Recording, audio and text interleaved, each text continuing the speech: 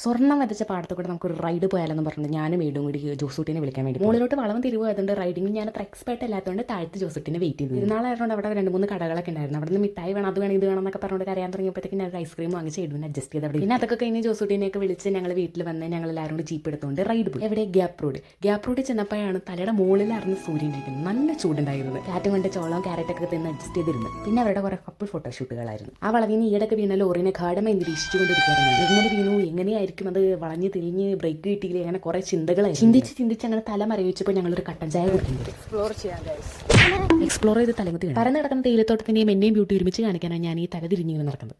ഞാൻ പറയണൊക്കെ കേൾക്കാൻ പറ്റുന്നുണ്ടോ? വി ആർ എക്സ്പ്ലോറിംഗ് സം തേയില ഐറ്റംസ് ഇൻ മൂന്നാർ.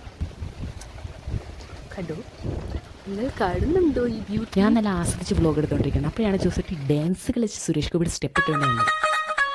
കല്യാണം കഴിച്ച് വന്നിടക്ക് ഇതൊക്കെ കാണുമ്പോൾ ഭയങ്കര സൂപ്പർ എന്നൊക്കെ ഇങ്ങനെ വിചാരിച്ച് കൗതുകത്തോടെ കണ്ടുകൊണ്ട് എല്ലാ സ്ഥലവും കാണുമ്പോൾ ഒരു കാട് മയം അത്രയേ ഉള്ളൂ. എല്ലാ എന്തോ സ്പൈഡർമാനെ പോലെ നിൽക്കണുണ്ട്. വെള്ളത്തിലിറങ്ങണം പറഞ്ഞാൽ വാശി പിടിച്ചിറങ്ങി തണുപ്പുള്ള തണുപ്പത്ത് വിറച്ചിട്ട് നിൽക്കാൻ പറ്റുന്നില്ല. പിന്നെ ഞങ്ങൾ അവിടുത്തെ സൂര്യകാന്തി തോട്ടം കാണാൻ പോയി. സൂര്യകാന്തി ഒരു സൈഡിലൊക്കെ ഉണ്ടായിരുന്നു, വെന്തി ഉണ്ടായിരുന്നത്, അതൊക്കെ ഉണങ്ങിപ്പോയി. അത്രയുള്ളൂ. ബൈ.